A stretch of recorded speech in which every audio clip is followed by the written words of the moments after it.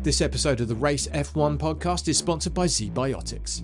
ZBiotics is an absolute game changer because if, like me, you're in your mid-40s, having a night out with a few drinks can leave you feeling considerably worse the next day, and you can't bounce back the way you did when you were in your 20s. But with ZBiotics, you don't have to make that choice between having a great night or a great next day. There's a surefire way to wake up feeling fresh after a night of drinking. It's with pre-alcohol. ZBiotics Pre-Alcohol Probiotic Drink is the world's first genetically engineered probiotic. It was invented by PhD scientists to tackle rough mornings after drinking. And in the words of Jennifer Aniston, here's the science bit. When you drink, alcohol gets converted into a toxic byproduct in the gut. And it's this byproduct, not dehydration, that's to blame for your rough next day. Pre-alcohol produces an enzyme to break this byproduct down. So, just remember to make ZBiotics your first drink of the night, drink responsibly, and you'll feel your best tomorrow. Try it for yourself, and you will believe the hype. Go to zbiotics.com/race to learn more and get 15% off your first order when you use RACE at the checkout. ZBiotics is backed with a 100% money-back guarantee, so if you're unsatisfied for any reason, they'll refund your money, no questions asked. That's the letter Z, or Z, if like me you're in the UK, biotics.com/race and the code RACE at checkout for 15% off. One last time, zbiotics.com/race.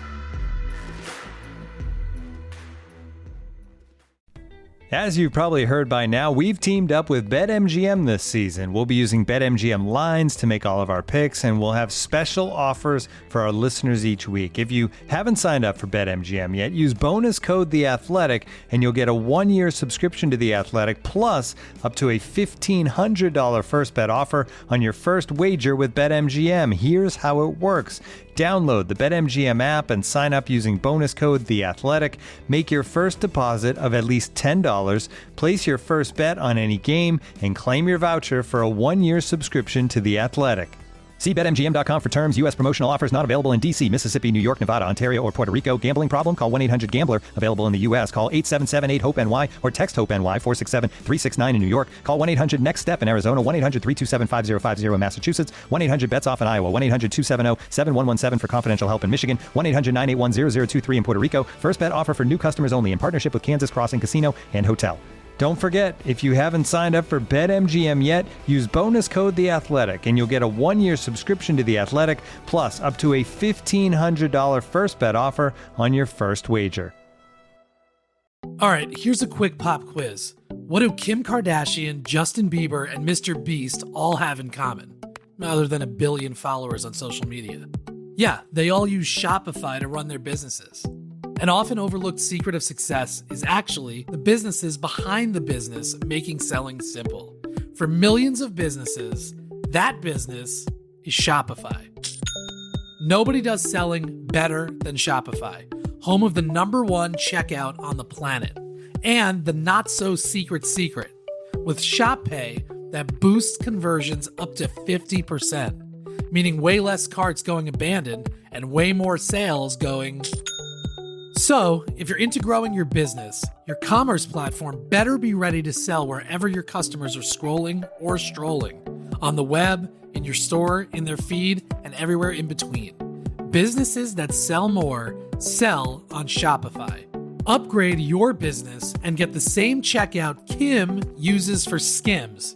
Sign up for your $1 per month trial period at shopify.com/theathletic. It's all lowercase. Go to shopify.com/theathletic to upgrade your selling today. Shopify.com/theathletic. The Athletic.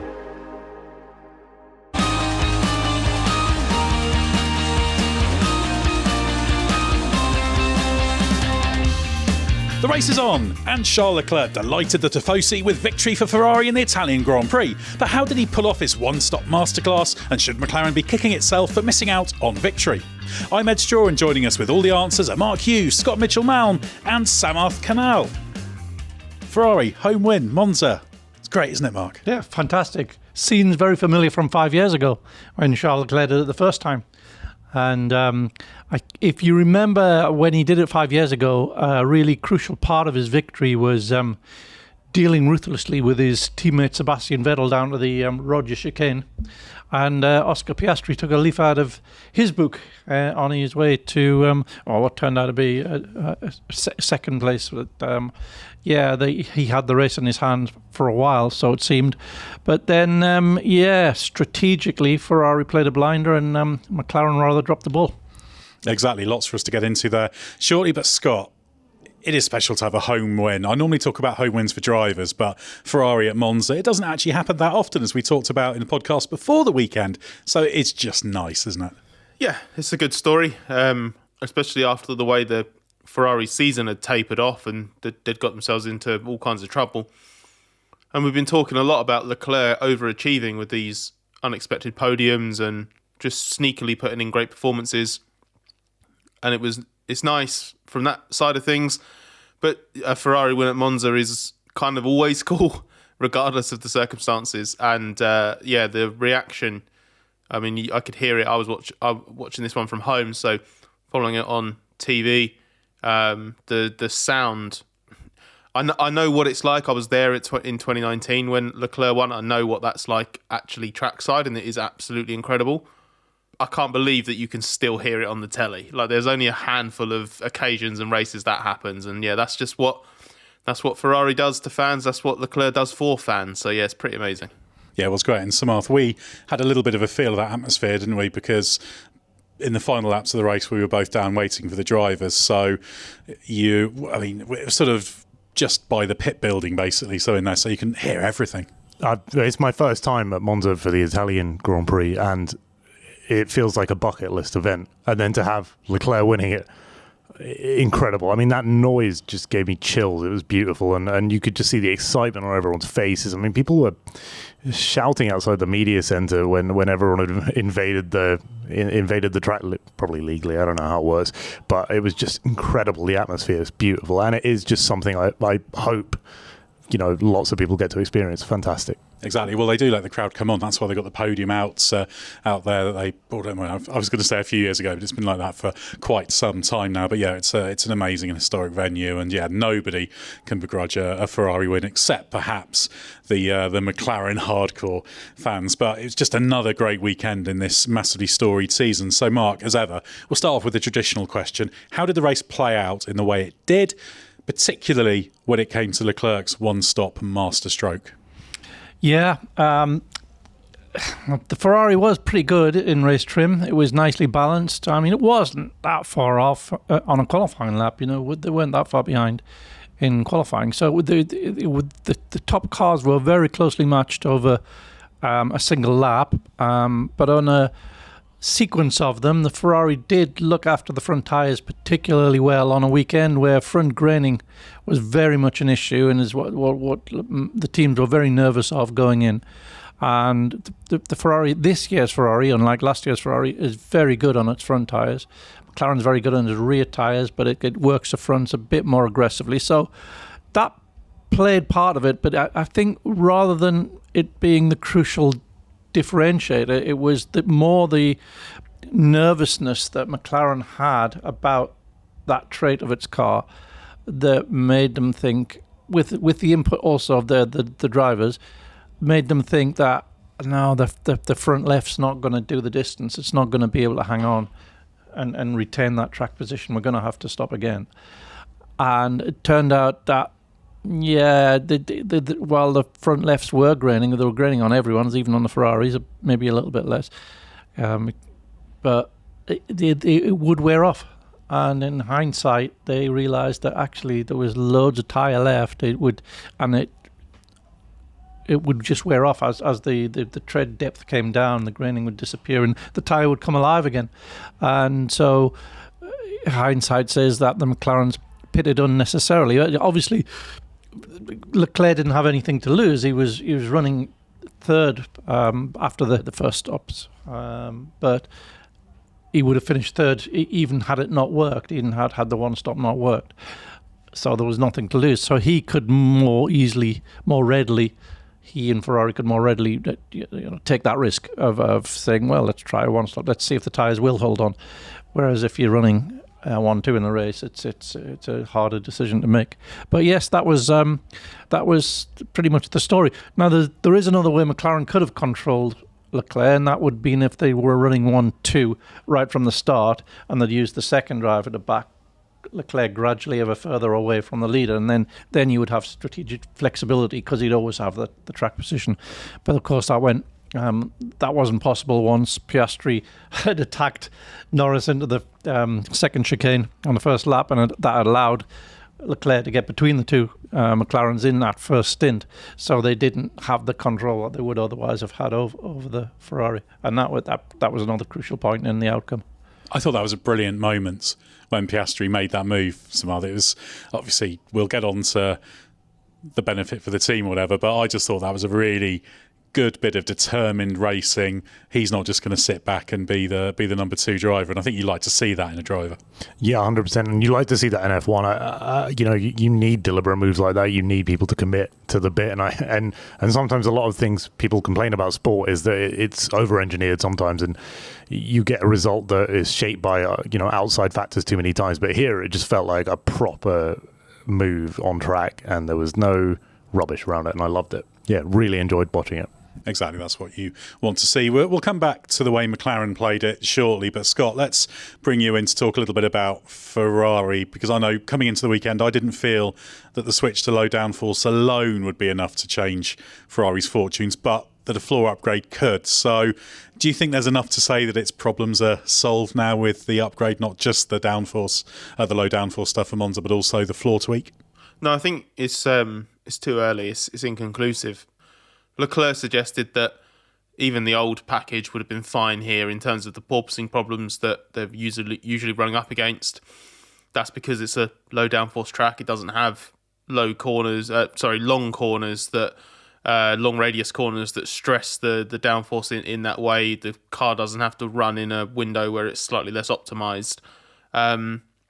So I wouldn't say that this means when we go to every track or we go to faster circuits, higher speed circuits, Ferrari will be a lot more competitive than it was previously. The encouraging thing was that the floor seemed to be doing everything they expected it to do. And given they then expect this floor to work in a way that shouldn't trigger that stuff, that should be optimistic. But we're not going to get a concrete answer on that for several races. It's going to require a much bigger sample set than a bit of an outlier of a circuit. So I think this was more a combination of the inherent strengths of the 24 Ferrari, the effort that always gets put into that low downforce special. Everybody brings something to Monza, but Ferrari kind of always go the extra mile, I think, and went that again this year. I was quite confident coming into the weekend that they'd certainly be a more competitive level than we'd seen previously. And given what, I think I said this as well, given what Leclerc's shown in less competitive machinery, I wasn't ruling out a podium, but I would not have put money on Leclerc winning this race, even at the start, qualifying so strongly. I think that Ferrari will be encouraged by this, but given, as I think Leclerc said this as well, given its last win, or his last win, came at a special circuit that very perfectly gelled with the characteristics of the car, preceded a run of Ferrari's worst races of the season, I think it's fair to not get carried away too much at the moment. Like Baku and Singapore coming up, that should suit Ferrari very nicely. Carlos Sainz, of course, finished 4th. He also did the one-stopper, but he ran a bit longer in the first stint, ran to lap 19. Leclerc stopped on 15. But actually, that means Ferrari's Constructors' Championship challenge has kind of woken up a bit. They're only 39 points behind Red Bull at the moment, so they're back in that if they can keep scoring points. Just this season just keeps swinging back and forward. But we have to say, Mark, that drive from Leclerc, it just showed he's not just a one-lap merchant, is he? Yes, he is a stunning qualifier, but I think sometimes people assume that means he's not great in the race. But we've seen him do these sort of races where he protects an entire Silverstone 21, that one-stopper he did, which would have been the front left again. That was the concern. It reminded me a bit of that. He does do these drives. He does. He's the full package, and the fact that he's such a spectacular qualifier leads people to think that he's just a one-trick pony, but he's not, and he does everything required extraordinarily well. One of the things that impressed me so much about Leclerc's performance was the consistency combined with the feel that he had in the cockpit behind the wheel. to work out how the car was changing and whether or not he was facing a terminal decline in the performance of the tyres and the grip that he had available, or if it was something that he'd be able to ride out.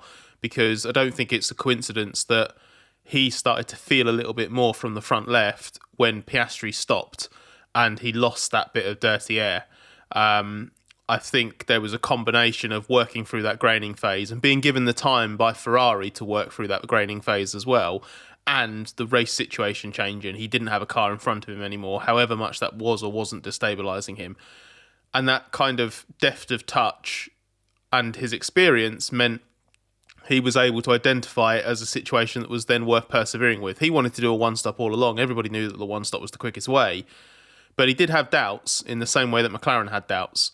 So I think what Leclerc did so spectacularly well was just adjusting his driving, protecting the front left. As soon as he realised that the grip was coming back and he felt more confident in the car, he started leaning on the rear axle more. So that was where he was getting his lap time from, and then that was protecting the front left. So a little bit of driving change, a little bit of car balance change with the tools that he has behind the wheel electronically on the car, just meant that Leclerc kind of grasped this opportunity that he realised for himself was coming back towards him. So as much as there were differences in car performance and race situations, and obviously it wasn't as big a loss for Leclerc to try the one-stop as it would have been McLaren leading the race. You know, if Leclerc finishes third because the one-stop doesn't pan out, he hasn't lost anything from where he was to begin with. You just can't underestimate the quality of the job that he did to actually execute it. I mean, he was a good 5 seconds quicker than Sainz from when Piastri stopped to the end of the race. I think he was about 4.5 seconds faster, a couple of attempts a lap, and he had 3 lap older tyres, I think. So it was excellent from Leclerc. Yeah, absolutely. And Sainz tried to do his bit by holding Piastri up. Not a huge amount of difference it made, but just a little bit. And it all adds up when you've only got, just over 2.5 seconds at the end of it. So, yeah, a great win for Ferrari. I think they really needed something like this. And it's fantastic when you have sort of similar pace, because that's the thing. I think we'll get on to how McLaren played it in a moment. But a lot of people will be saying, well, McLaren had comfortably the fastest car. But if you look at it, I mean, I said at one point during the race, in the second stint, Leclerc was just there, wasn't he? Mm-hmm. He just was not falling back. No, the McLaren was not a decisively faster car than the Ferrari. And in fact, the belief of McLaren is that the Ferrari was actually the faster race car purely because of the easier time it gave its front tyres. So no, it was. I think McLaren had the edge in qualifying over a single lap, just because it was very, very progressive, as it always is. And it's got a lovely mix of performance over a lot of different speed ranges. But in the race, no, I don't think it was a faster car than a Ferrari.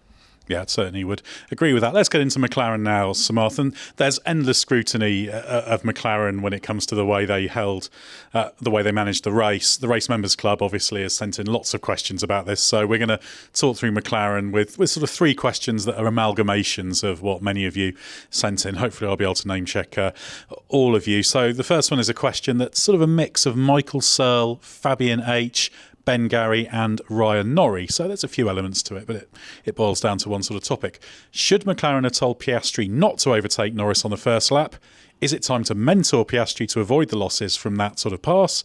Should he have been told not to overtake? And given some criticised Piastri for that pass, including apparently the Sky commentary team, why do certain people expect Piastri to take up a Bottas or Perez style role within the team?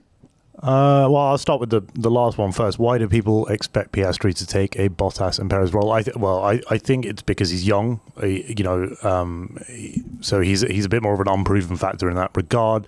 So the kind of narrative inevitably drifts towards that. But the other thing I'd say is if you start to enact team orders that strongly, you risk alienating one of the drivers, and you don't want to take that risk with Piastri. Is because he's performing quite a high level. He's doing a great role, and I won't say a second driver because he's proven himself not to just be that, but he's doing a great role helping McLaren, so why risk alienating him and pushing him out? He's also closer to my arithmetic is terrible, so it's not my strong suit, but he's closer to Norris in the standings than Norris is to Verstappen. So if you're going to kind of value the Drivers' Championship there, you've got to take Piastri into account as well. I think he deserves a chance at that, he deserves a shot at that, and also by swapping positions and stuff, you risk giving another position away to a car that's closer behind. Like, if there's a car 1 second behind, or it's not easy to swap a position. You have to slow down considerably, make room, and that opens you up, makes you more vulnerable. So, I thought the move was absolutely fine. As we said earlier, I thought it was wonderful. There was some talk, Mark, from Andrea Stella about whether it's fitted in with their rules of engagement. What do they call it? I forgot. They had a terrible phrase for it. Papaya terms or something like that. Oh, yeah. Papaya rules. Papaya rules. I don't like the phrase, but Andrea Stella said something about needing to measure against those rules whether he should have done it. They were going to look at the video and discuss whether any internal rules had been broken in that move. And so I would suspect the terms are simply do not hit each other. And so was there any tyre rubbing involved and stuff like that? I suspect is what they're going to be looking at. But for me, from the outside, it's a different perspective from putting yourself in the position of the team when you're asking, should the team be doing this? Logically, the team probably should and probably will be doing in future. They've got to the stage now where they will probably be according more priority to Lando just because of the point situation and the fall off in form of Red Bull. So yes, from a team perspective, yes, but from a fan's perspective, why ever would you want the team to do that? You just want to see people racing, or I would anyway. Yeah, it was a great moment. I thought it was one of the best moments of the season. So thank God the team didn't. Exactly, yeah. Very, very much agree with that. And it's still 62 points Norris is behind. And I know you can say, well, if hypothetically Hungary was different and this was different, but I just don't think Norris has got close enough yet for it to be a really live battle. There have been hardly any swings of that sort of magnitude in World Championship history. Not just pure number of points, but even if you pro-rata it for different point systems. So there's a second question that I'm going to throw at you, Scott. And in fact, Chris Parrott's the first part of it, because he directed this bit actually properly at you, because he said, surely today is the sort of day where Lando was supposed to get back the points he gave up in Hungary. That obviously references things you said before, Scott. And then supplementary questions of why wouldn't McLaren swap their drivers when it was clear Oscar couldn't catch Charles, and Simon Gregory, James Godfrey Moon, Andrew Dale, Ansi Rullamo, Christopher Partridge, Chris Beck, Paul Hodgen and Darryl Finch were all among those who asked variations of that sort of question. So why didn't they swap them round at some point? Well, Norris didn't deserve it. I think it's as simple as that. He was beaten by Piastri in a fair fight on the opening lap. He didn't have Piastri's pace during the Grand Prix. He used the front more aggressively than Piastri did. This is why he kept having to pit sooner. So I think what McLaren owes Norris in these situations is to not do anything to protect Piastri's lead. I think the way Stella put it was that they wanted to make sure they gave every opportunity to Norris to come back at Piastri himself during that race. And I think they gave him that, but he couldn't. And I think when you have a driver who has only managed to beat his teammate once in the last 4 races on merit, that's Norris, I don't think that driver deserves number 1 status just by default. He's a long shot for the championship. And I know it's exciting to talk about the title battle. And maybe if things weren't so fun race by race at the moment, maybe we'd be clutching at that championship narrative and trying to insist that there is a drivers' championship fight on the cards. It's possible. And with where Red Bull are at, it's probably more possible than we thought when we were discussing things in Hungary. But it's still such a long shot that you need to know that Norris is going to maximise it. And this isn't a case, like here, for example, of a 50-50 situation that you then give to Norris because the championship situation demands it. I think McLaren will do that, and I think Piastri will respect that order when it comes. That's what I was talking about in Hungary. When the situation arises where Norris needs to and deserves to be prioritised, McLaren will back him and Piastri will cede ground and he will accept the order. I'm pretty sure that will happen. But I don't think that was today, because I just don't think he was in a position where he proved that he deserved it. The Norris from Zandvoort can catch Verstappen and is worth backing 100%, but he's very inconsistent at the moment. So I think, and it kind of comes back to what Samarth was saying about the impact that it can have on Piastri, and you can make it just way too overcomplicated when they're fighting for the Constructors' Championship as well. You just run the risk of orchestrating things that don't need to be orchestrated. Trying to control the first lap of a Grand Prix, for example, is incredibly haphazard because they're so chaotic. Trying to work out at what point you swap the cars during a race and therefore give up race time to not just one but potentially both of your cars is also a risk. And at the end, Piastri is still trying to catch Leclerc. You do not know until the last lap of the race whether or not that front left is going to give out and he's suddenly going to have a really painful lockup that sends him across the runoff or something like that. So it was absolutely right for Piastri to push until the final lap. Now, could they have moved him aside on the final lap of the Grand Prix? I suppose so. But for the sake of 3 points, I really don't think it's worth it. And I still don't think it's worth it because all you're doing then is telling Piastri that what he's doing at the moment is irrelevant and that no matter how much better he is than Norris will get preferential treatment. If it was a slightly different set of race circumstances, I'd maybe view it differently, but the way it played out today, I stand by the fact that Norris should not be waved past. And Norris even said himself he doesn't want to have to beg to be let by. He doesn't think he deserved to beat Piastri today. And the third question, we'll throw at you, Mark. Richard Randall and Oscar Robledo both asked questions along the lines of whether McLaren not moving Piastri aside was actually an admission they are only going for the Constructors' Championship, and might McLaren rue the decision of racing under papaya rules by the end of the season? Well, any team values the Constructors' Championship more than the drivers. But yeah, obviously, I think McLaren would like to get one of its drivers as world champion, but not at the expense of the competitive situation of the other one. So yeah, I think in terms of the team's management, the constructors will take priority, as it will in all the teams. But Andrea Stella was saying after the race that they're probably now going to have to look at, prioritising Norris, and just especially because of the drop off in form of Verstappen. So it's probably going to come, but I don't think that there's some agenda there to not win, to not have one of its drivers win the championship. Put it that way. Yeah, it's only 8 points in the Constructors' Championship now, so they're in a great position there. And obviously, this is a team that's still sharpening itself at the front. It's still becoming battle-hardened, and all of this is part of it. But I certainly agree with the point Scott made about you can't endlessly overcomplicate things, and they're doing what we want to see. They're letting the two drivers race, which is fantastic for everybody watching, and I think should be applauded.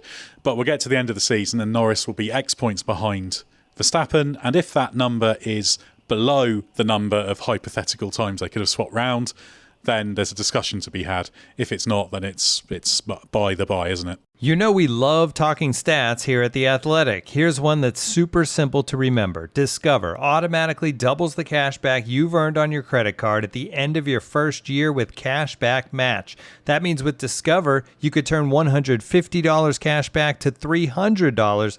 That's right, you could put it towards some memorabilia you've had your eye on, or treat yourself to a premium sports network. You earn and Discover doubles. See terms at discover.com/creditcard. You know that's the sound of another sale on your online Shopify store, but did you know Shopify powers selling in person too? That's right, Shopify is the sound of selling everywhere, online, in-store, on social media, and beyond. Shopify POS is your command center for your retail store. From accepting payments to managing inventory, Shopify is everything you need to sell in person. With Shopify, you get a powerhouse selling platform that effortlessly unites your in-person and online sales into one source of truth. Track every sale across your business in one place and know exactly what's in stock. Connect with customers in-line and online. Shopify helps you drive store traffic with plug-and-play tools built for marketing campaigns from TikTok to Instagram and beyond. Get hardware that fits your business. Take payments by smartphone, transform your tablet into a point-of-sale system, or use Shopify's POS Go mobile device for battle-tested solution. Plus, Shopify's award-winning help is there to support your success every step of the way. Do retail right with Shopify. Sign up for a $1 per month trial period at shopify.com/theathletic, all lowercase. Go to shopify.com/theathletic to take your retail business to the next level today. Shopify.com/theathletic. Time now to tell you about the sponsor of this episode, Grammarly. Do you struggle with when to use fewer instead of less? Do you find yourself writing important emails which, when you look back on them, take far too long to get to the point? Are you guilty of exclamation marks and too much jargon? Well, Grammarly is an AI writing partner that helps you find the words you need and the right text for your context. It learns your personal style and your brand or company style to give you personalised suggestions based on what you're writing and who's going to read it. Grammarly works across all the apps and sites you use like Word, Google Docs, Pages, Slack and more, so there's no need to copy and paste. Grammarly works where you work. Smart features like tone suggestions help you navigate even the most difficult work conversations. And what's more, data privacy and security are woven into the foundations of Grammarly. It's the gold standard of responsible AI, with 15 years of best-in-class communication, trusted by tens of millions of professionals and IT departments. So get AI writing support that works where you work. Download Grammarly for free at grammarly.com/podcast. That's GRAMMARLY.com/podcast. Grammarly. Easier said, done. Well, let's get on to Red Bull now, who were pretty anonymous, weren't they, Mark? This was their low point of the season, locked out the fourth row, 6th with Max Verstappen, 8th with Sergio Perez. Why are things getting worse, and is there any sign of a change, a fix, something that will reverse the slow slide that there's been going back months now?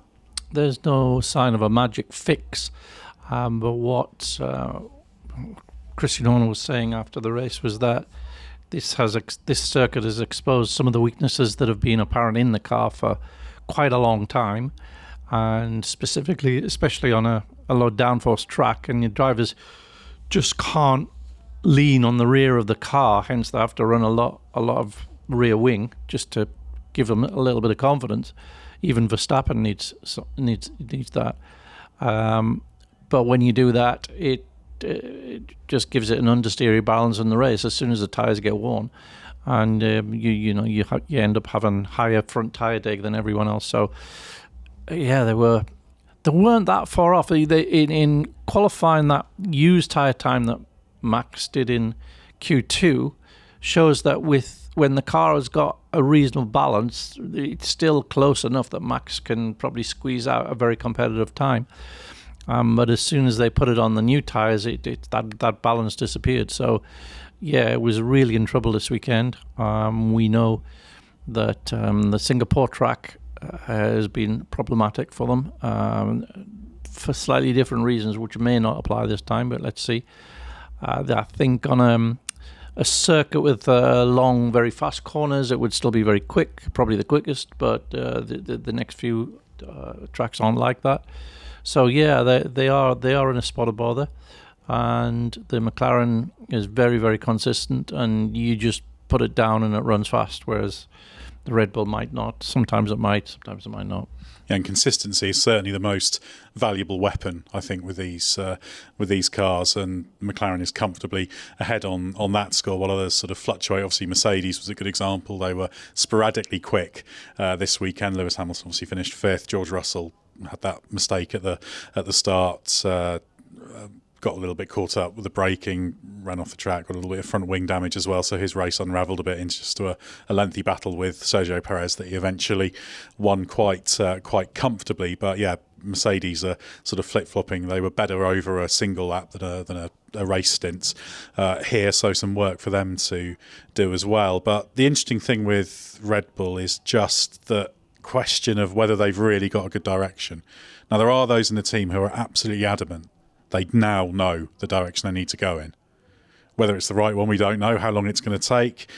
Samarth, are you surprised to see the team in this sort of situation? Because normally they'll have a little trough and then you think, oh, something will come and they'll sort it out. But the depth of the crisis is astonishing, isn't it?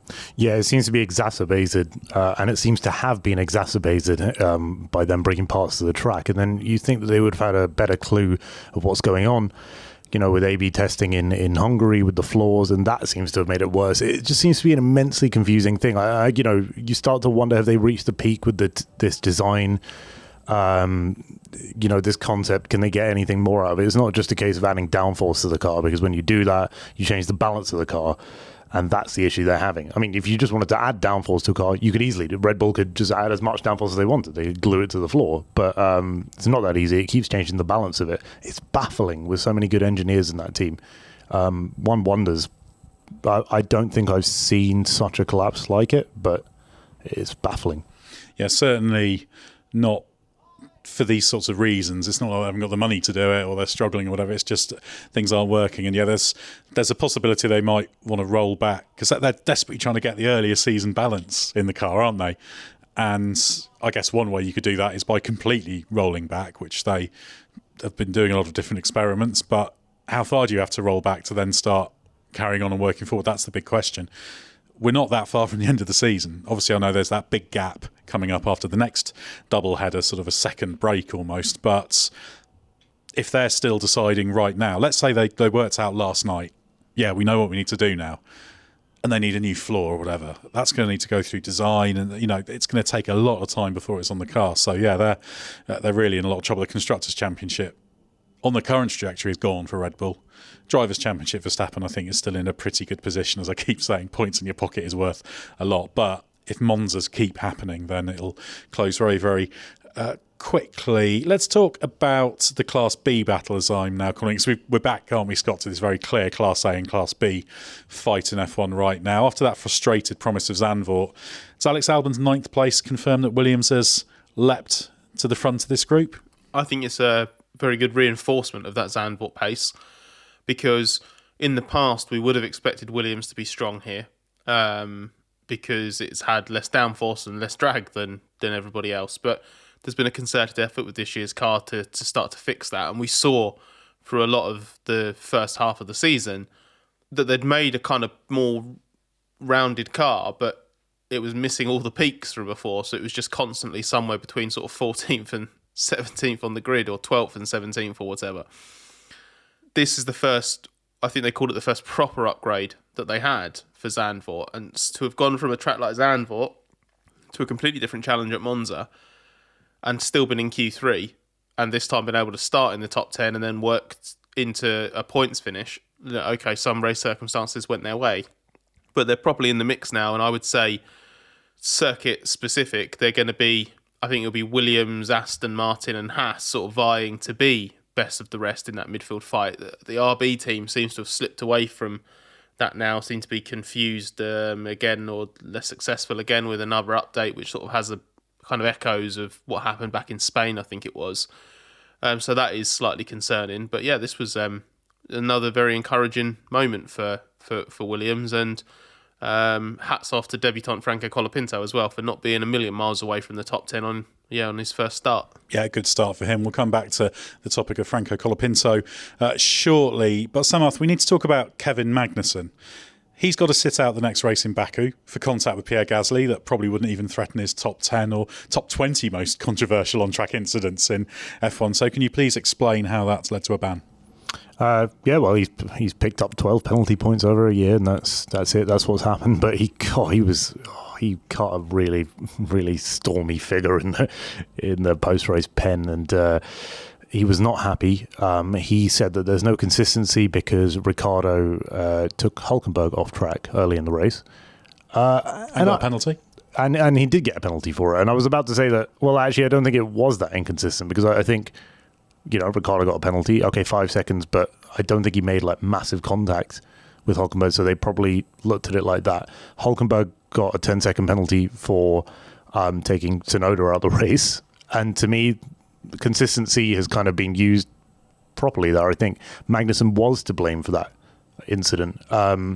Someone who didn't think that was Fernando Alonso, who staunchly defended Magnussen. And Fernando Alonso has always been one of the more libertarian F1 drivers in terms of, I don't like these heavy-handed penalties. He views it as heavy-handed. And to some degree, I sympathise with that. I'm not in the car, obviously, so I can't see what's going on the inside. But at the same time, you've got to have a rule somewhere, and you've got to set boundaries somewhere. Otherwise, the rule becomes grey rather than black and white. So I think that they kind of had no choice but to give him this penalty. It was always going to happen once he did that. It was weird, actually. Pierre Gasly was very sympathetic. Well, he got very close to a ban, didn't he, at one stage? Yeah, exactly. So maybe it was that. Maybe it was like a kindred spirit kind of thing. Maybe F1 drivers are just generally feel that stewards are being too heavy-handed. But for me, I kind of understand the need for these rules. It's the same in other sports when you see it and you think, oh, it's so annoying that they had to apply it like that. But you need a rule. You just do. Otherwise, you get grey areas, and no one likes that. I must admit, when it happened and it was pointed out that he was close to a ban, my thought was, well, the phrase was causing a collision. That's normally 2 points. I thought, how are they going to get out of giving the 2 points? I thought they'd do everything they could to stop that happening, because whenever you have an accumulation-based punishment, it does look so heavy-handed when it's for quite a mild incident. But actually, I think when you have that in place, you can discuss whether the rule and the structure and all of that and the licence points is correct. But that's what it is. And Magnussen knew that as well, that he knew he was on the bubble. So you kind of have to. So I'm pleased from that perspective. The debate about whether the system should be that, different one. Yeah, and the other thing is the implication of who will replace him at the next race. And I think that's a pretty obvious answer, right? I mean, it's not been announced, and it's almost certainly going to be Oliver Bearman, though. He is their reserve. They've got 2 reserve drivers, him and Pietro Fittipaldi. Pietro Fittipaldi is racing an IndyCar Baku weekend anyway, and why wouldn't you put Bearman in? Yes, there's F2 clash, but he's already stepped out of F2 once this year to race for Ferrari, so it's obvious that Bearman is bound to be the one that they pick, barring some bizarre, unforeseen set of circumstances. Probably by the time you listen to this, it's been confirmed, but who knows? We've been caught out before, but yeah, they'll want Bearman in because he's the logical one, and of course he's driven the car this year in FP1. So we should note though on Haas, as you said, Scott, Haas is part of this battle, and it was Haas, Williams and Aston Martin that were battling for those final points. And actually Magnussen won that battle on the road. He was 9th on the road. He got a 10-second penalty, as we've talked about. And then he held off, he beat Alonso by 0.193 second once that was applied to get the final point. So it's a bizarre Magnussen weekend, isn't it? There's so much good and bad in it.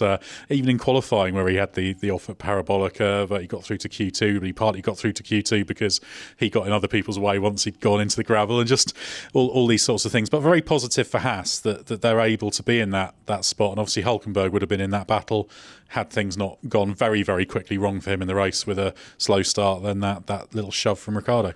Yeah, I think it was Magnussen's best drive of the season, best performance of the season. I think the incident that got that penalty, that it did feel a little bit of a heavy-handed penalty. Didn't seem as bad as other stuff that we've seen, but so be it.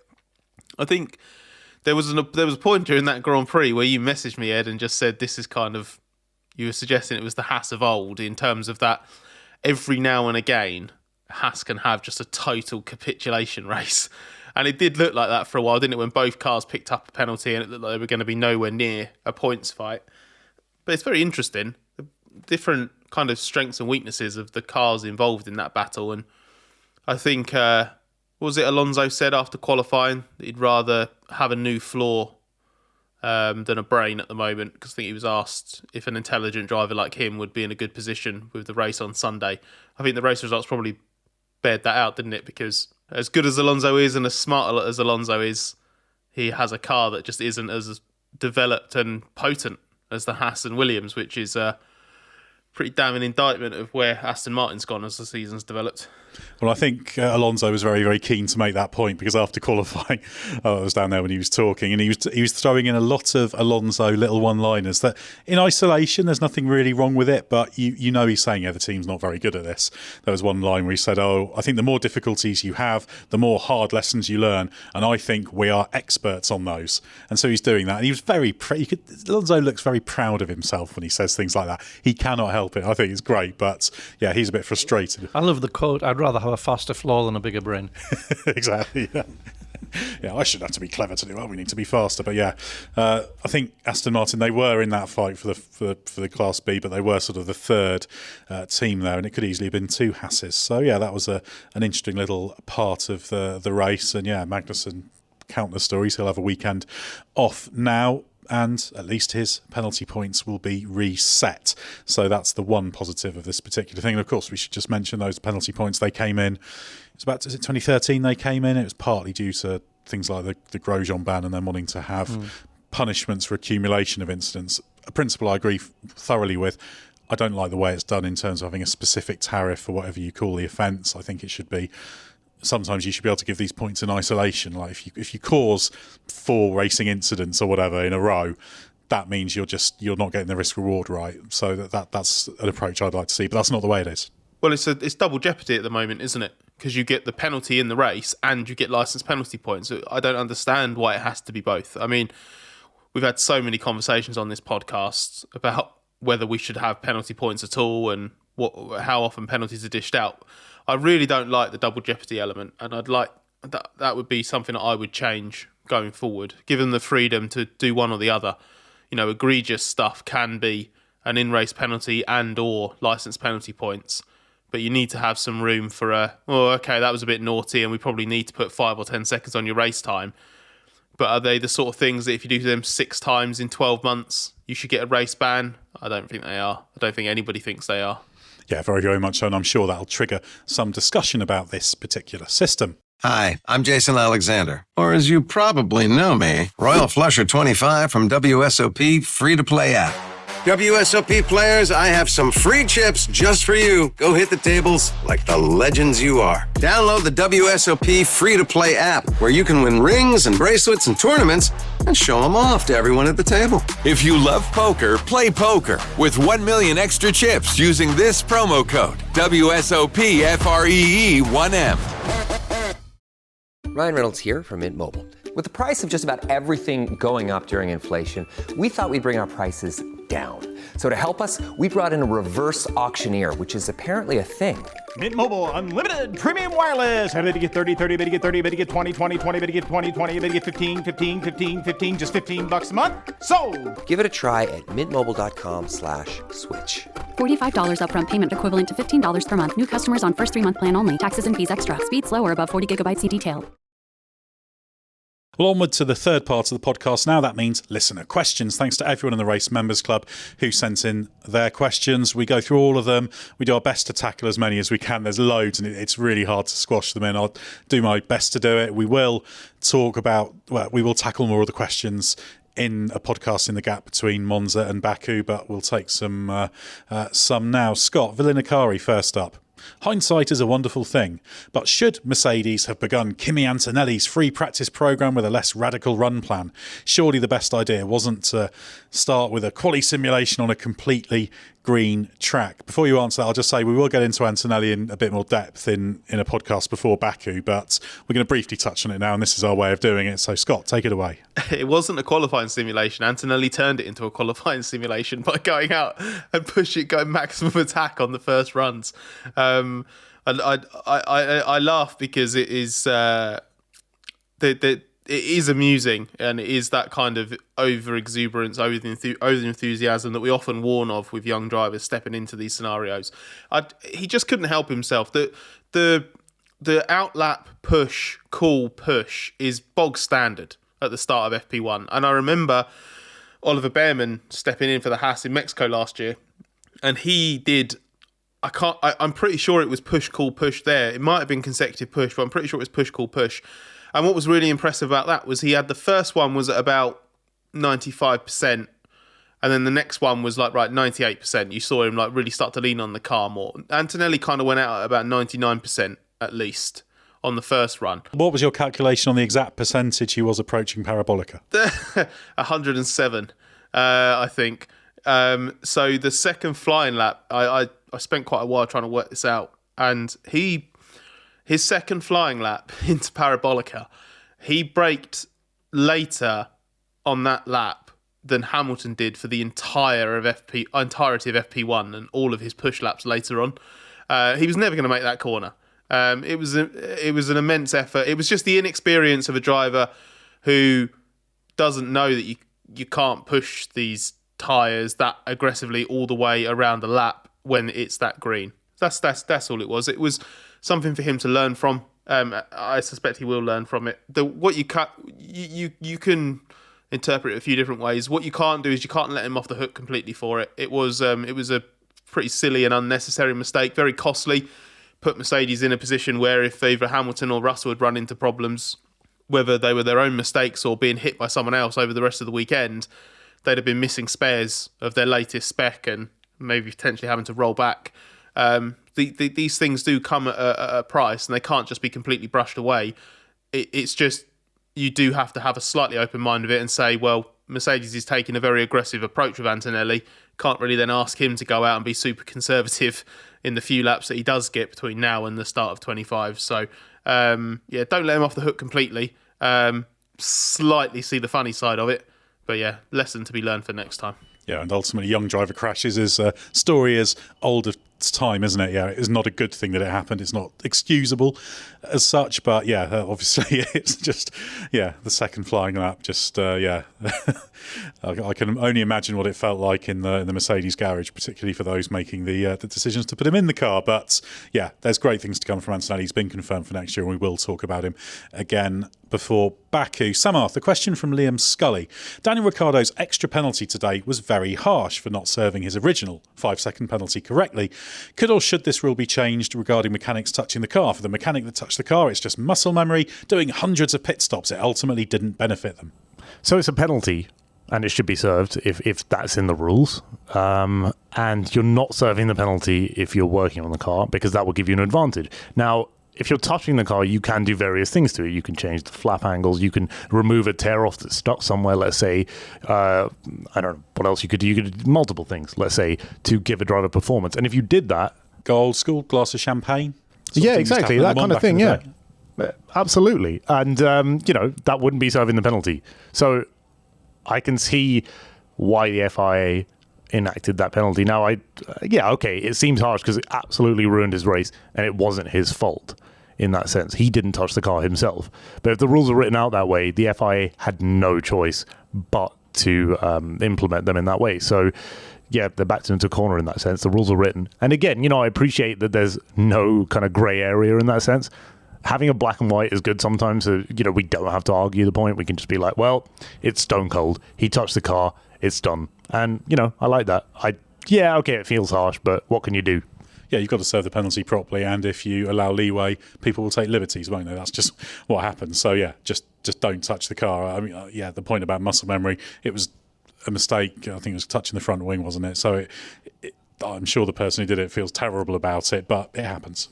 Yeah, and you can see on the video, if you watch it again, you can see the moment of realization and the kind of regret. It's quite, I wouldn't say it's funny, but it's quite an interesting scene to watch if you can find a clip. Yes, alarming moments. Mark, a question from Ben Wood now for you. Why were there so many issues with pit stops? Can it be attributed to the higher ambient temperatures at this race? Partly, yes. 30 odd degrees for most of the day, but it's also the combination of very high straight line speeds and slow corners, so you're really putting an awful lot of energy and heat through the stub axles and brakes, much more so than at a normal track. So you're braking from 200 odd miles an hour down to 70 or so several times in the lap, and that does create problems. The different expansion rates of different materials invariably can cause problems. Next question I'll take from Simon Partridge. If Alain Prost said his 1991 Ferrari was like a horrible truck to drive, albeit because of component failure, what should happen to Perez for saying that driving the Red Bull at Monza was like you're in a boat? Yeah, that was his post-qualifying thing. It was a good phrase. Perez knew he was on very, very safe ground here. And in fact, Perez was quite a bit less guarded than he normally is about this sort of thing. So he thinks Max is in the same boat, to use that phrase, as me.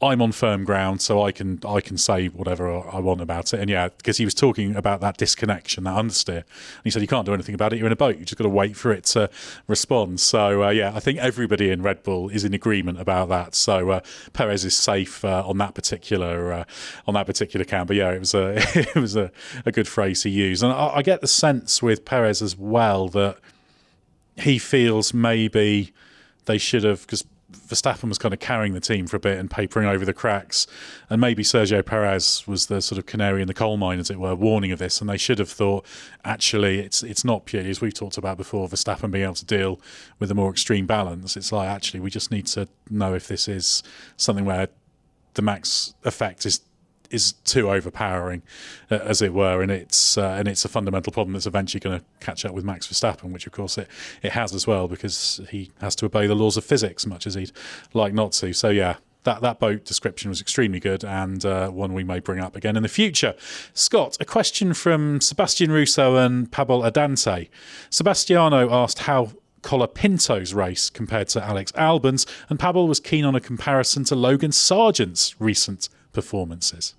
I would say that it was a perfectly respectable performance compared to Albon.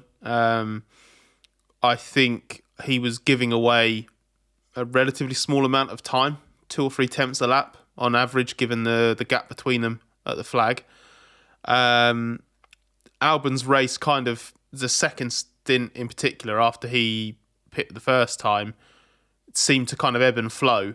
I don't know if he went through a particularly troubling graining phase, like others feared. So there were times where he looked very competitive relative to Albon, other times where he was maybe lacking a little bit. But I was impressed with this overall. I mentioned it earlier, but I just thought it was a very assured debut. Underperformed in qualifying, definitely should have been in Q2. Not just because Albon had that car in Q3, but because Colapinto himself had really good pace in final practice and shown that the speed was in him. So disappointed that he got knocked out in Q1. But he kept his nose clean at the start. Drove very well in the first stint, I thought. Avoided getting caught up in anyone else's nonsense.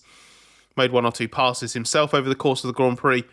And I think if that's the starting point, I think he's starting near the upper end of what we often saw from Sargent at his best. He's missing some speed. He's got a few temps to Albon, I think. If Albon absolutely nails everything, and then we see where Colapinto is. So maybe he's kind of in the middle of Sargent's usual kind of range, because Sargent could be very close to Albon sometimes in qualifying.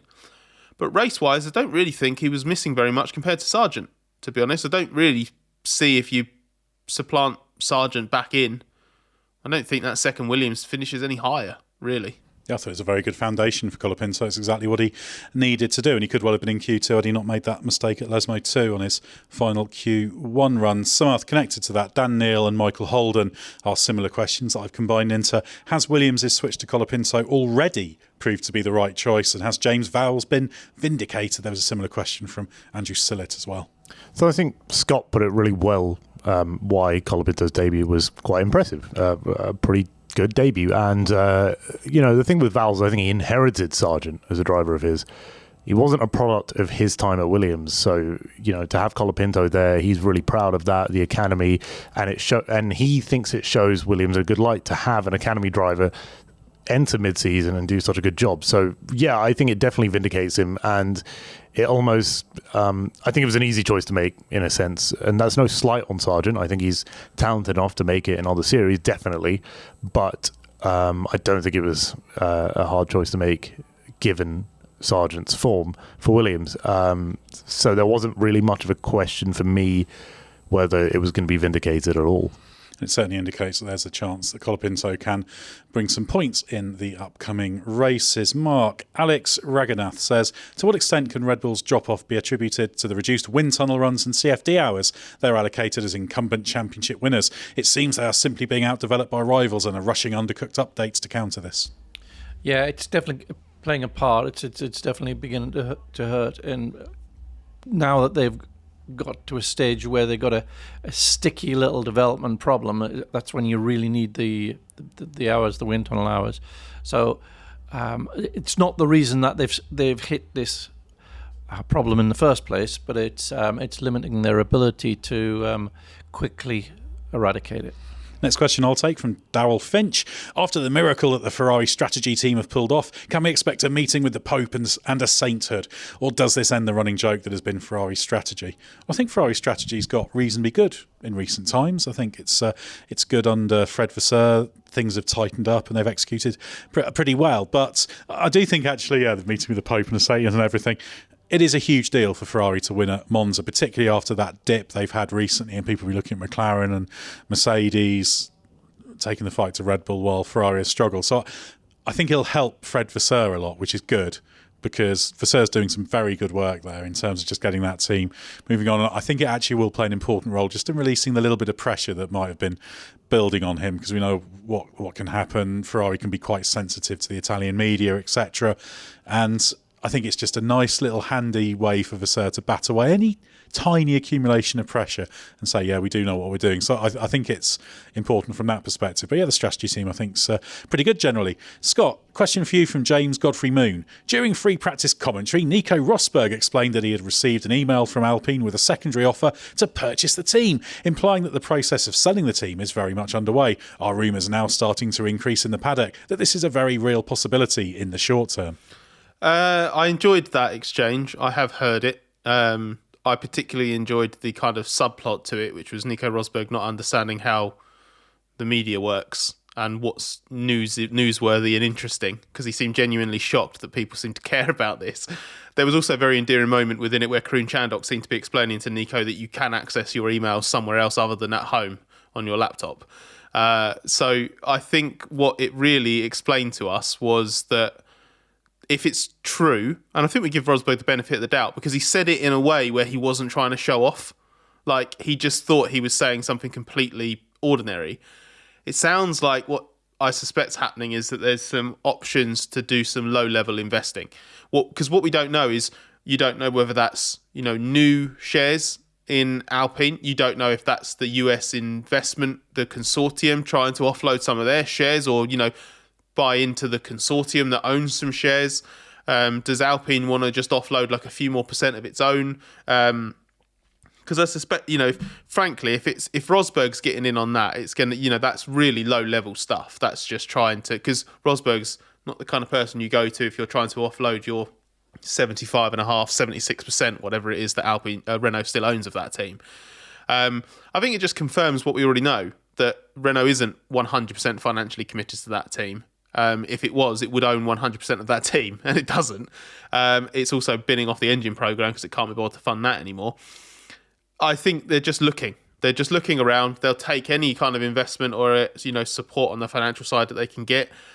I think that selling's a medium-term thing. I don't think that's happening in the short term. But I remain convinced that that is going to be the ultimate fate of that team, and no amount of how do I put this politely? No amount of belligerent and overconfident statements to the contrary from senior Alpine figures will convince me otherwise. Yes, I'd certainly agree with you on that. Of course, there was a very Châtillon staff strike, wasn't there? That there were some representatives from that at the track as well on Friday. So they're pushing back against the closure of the programme or the planned closure of the programme they're going through the consultation period on, to be a little bit more precise. But yes, so Alpine continuing to be in the news, and they were not very good this weekend, and Gasly and Ocon seemed to basically spend most of the weekend doing the same pace, and they did different strategy approaches and they still ended up in about the same place. So I think we know what Alpine was capable of this weekend. Samarth, Esteban Rivera says, every year when Monza comes around we hear about the importance of the toe on the long straights, but the rest of the races it's all about dirty air. What is the difference? Well, I mean, the toe's important at multiple races with long straights. Basically, if the car in front punches a hole, the car behind benefits from the hole being punched in that air. The problem is when you go through corners, you need air to generate downforce. You need air to flow above and below the car to generate downforce. Otherwise, you can't corner properly with that downforce. You would just fly off into the void. So, you need... It's actually the same thing, essentially, is what I'm describing. It's just airflow. But you would rather have less of it when you're going fast down a straight and you don't need to corner. You'd rather have more of it flowing over your corner, over your car when you're going through a corner. And yeah, that's about it. And Azerbaijan, we'll see it make a big impact. Even at Singapore, I mean, there's a pretty long DRS zone there. So, the toe can make a difference at many tracks, if not most on the calendar at some stage. Yeah, it's just about where the bias is in terms of the corners to straights, and Monza's at an extreme end of that. Mark, a question from Jack Aitken. Actually, it's two, because the first question is pizza or pasta? Pasta, every time. Oh, very decisive. That's a choice I wouldn't like to have to make. Alternating. First plate, second plate, that's the way to do it. The actual question, after having seen the race, how would you evaluate the recent Monza circuit changes? It threw an interesting variable in. The smooth surface completely changed the tyre picture. The flatter curbs meant that the teams discovered you could run the cars considerably lower than in the past, and therefore quite a lot stiffer to give better platform control. And so there was quite a lot of change going on in between Friday and Saturday. and that mixed things up a little bit. And it was interesting. So in terms of the effect it had on the actual racing, we see a bit more gravel getting spread on the track, which is not necessarily a good thing. But you don't have the such severely car damaging curb. So that's I think a fair exchange, really. Yeah, a few of the drivers didn't like the curb changes, I must say. I probably agree with them a bit, particularly at Ascari, but things move on, don't they? The final question I'll take from Ed R. Gaming. I'm planning to attend Monza next year to witness Hamilton in red with the Tifosi and wondered if you had any top tips or do-nots for going to Monza. I'm looking forward to an Edd Straw soapbox section with his gripes about working at Monza. Yes, my main gripe at Monza is just the poor signposting and the random changing of what routes you're allowed into the park. And on 2 consecutive days, I was angrily and very aggressively directed into pedestrian zones to drive down, which I didn't think was very safe. I did it because they were very angrily directing me. So I think they can sharpen up a little bit on that. So I'll try that. But yeah, top tips, you have to be a little bit careful about taking tips to go to races from us, because we don't have quite the same experience as people who buy the tickets. I would say if you can get to Monza for the Italian Grand Prix, do it. It is a fantastic place. The track is in the big Royal Park, so it's one of those things where it's quite important to know where you're going. Make sure you know what your entrances are, how you're getting in and where you need to go once you're in it, because the park is big. It's not just a park, and Monza is filling 90% of it. It's just a part of it. So watch out for that. And yeah, just enjoy it, because it is a proper historic venue. And I'd thoroughly recommend it. And incidentally, the tickets for next year go on sale from Tuesday, I was just informed. So if you want to have your choice of where to watch, Tuesday's the day. The one thing you've got to do if you get out there, and again, maybe worth reiterating Ed's point, that be careful, because we have a slightly different experience to others, but I presume this isn't too off limits to someone that is going there and is going to have tickets, getting out to the banking or going and seeing the old part of the track. That's got to be doable, right? I'm not drowning in my own privilege here with my media pass, am I? Yes, I believe you can access it. You certainly could quite recently. Again, I'm just being a little bit careful because but try. That's the point, right? Like if you're going to Monza, go and see it, because it's really you can. The really cool thing about Monza is that it's obviously so steeped in history, and just simply being there, breathing in the atmosphere, getting any kind of glimpse of the podium ceremony, especially if a Ferrari wins, that is incredible. But if you're going there and if you can plot a course to the banking, that would definitely be on my recommendation. Yeah, definitely well worth doing. But yeah, make sure you know where you're going, and do your research on where to stay. There's lots of hotels around the place of all sorts of quality and to suit all budgets. So look around for that. But yeah, I would say get on Tuesday so you can pick, if you're going to get grandstand tickets, where you'd like to watch. I was watching down at Turn 1, not in the grandstand, but just standing by the track. There's some good views down there from grandstands, both on the inside and the outside of the track. I know that, and obviously Parabolic is a good place to watch. But probably for that sort of advice, it's worth also finding a few online sources and forums of people who've gone, because they will have slightly better tips than we do in that regard. But yeah, get to Monza if you can. It's a great place. Just make sure you know where you're going. Well, thanks very much, Scott, Samarth and Mark. Thanks to everyone who sent in questions. Like I say, we will tackle more in the week. We get loads in, and we do our best to get through all of them, but we can't always, unfortunately. We've got a gap now to Baku, but we're going to keep on podcasting, keep on writing, keep on doing YouTube videos. There's going to be loads for you to work through. So stay with us for everything you need to know from the world of Formula One.